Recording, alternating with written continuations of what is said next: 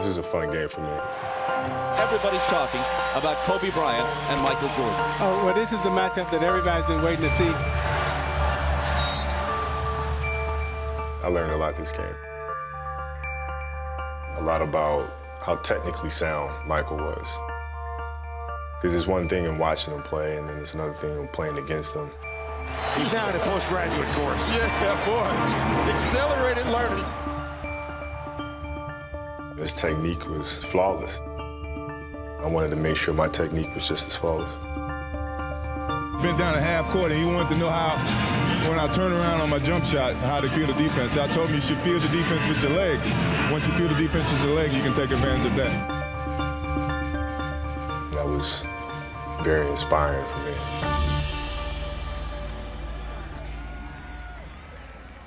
I remember talking to Michael about his motivation every night. And he used to say that maybe there was somebody in the stands that never had a chance to see me play for the first time. And I want to make sure that they go home and they see the best of me. I remember being a kid and going to games expecting to see the players play. It never occurred to me at the time that they might be tired, might be sore, they might be sick. It never occurred to me. I just wanted to see them do what they do.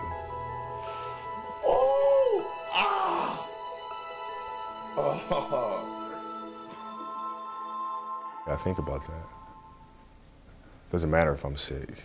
It doesn't matter if I have a sprained ankle. The kid that's sitting in there might be the next me sitting up there, watching and trying to get inspiration from that. I need to go out there and play. Oh, that's great defense there by Kobe. We're talking about at 36 years old, 19th season in the league, going against the best player on the planet. Basketball never felt like work to me. And once I came to the NBA and I looked around, I saw other guys that weren't working as much as I was, then I started to understand that, you know, how I went about it is hard work. To me, it was just, I just love what I do, so I want to do it as much as possible. Passion. People have to be lucky to find passion in life. Yeah, you do. And if you're really lucky, you find it at an early age. I am a 17-year-old kid, but at the same time, you have to understand when to separate business from pleasure. I don't think you can mix the two, because if you mix the two, then that's when you start to fall. You know, now it's time to go in there, and it's time to do some work. Wow, did you see the move by the kid? That's Kobe. You see the finish by the kid? On the West Coast, LA Showtime, doing our thing. Down hard. Kobe Bryant. Oh! Back down.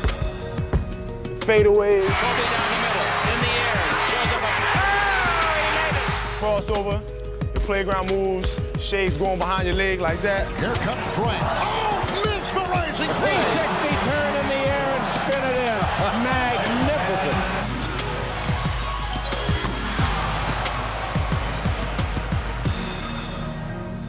Did you set goals when you started in the NBA? Did you have goals at that point? Certain things that you wanted to do? Yeah, it was really simple for me at the time, which is win as many championships as possible.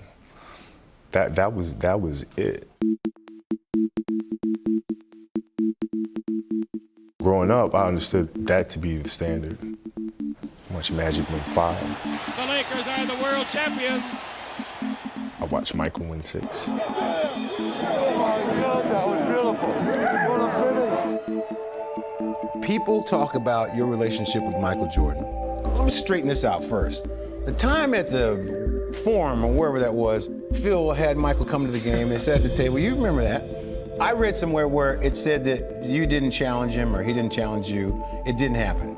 It did happen, because I was sitting right there at the table, right at the table. So Phil asked Michael if he wasn't doing anything, just come by practice, maybe to want to play.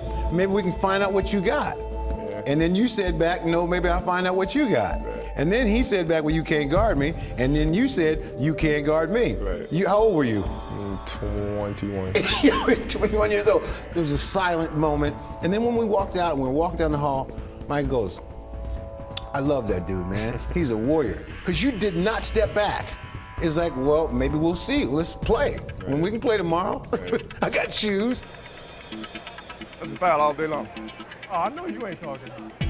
I know you ain't talking. Hey, you only got 3 now. I get 6. I would get that foul. You only got 3 now. I grew up watching him, and I grew up having that same type of edge and competitiveness. I know where you're going. You gotta get up quick. If you knew where I was going, why you go for the fake? Mike, after you fake the ball, where else you gonna You go? left your feet. Yeah, but where else you gonna go? In the game, I go for you. I spun all the way around. I go for these ribs right here. Michael and I both know there's certain players that we can intimidate. Certain players are afraid. 4, 3, 2. That's all right. Hey, I shoot them better when the clock going down. But every now and then, you run into a player that has the same DNA that you do, has the same competitive spirit that you do.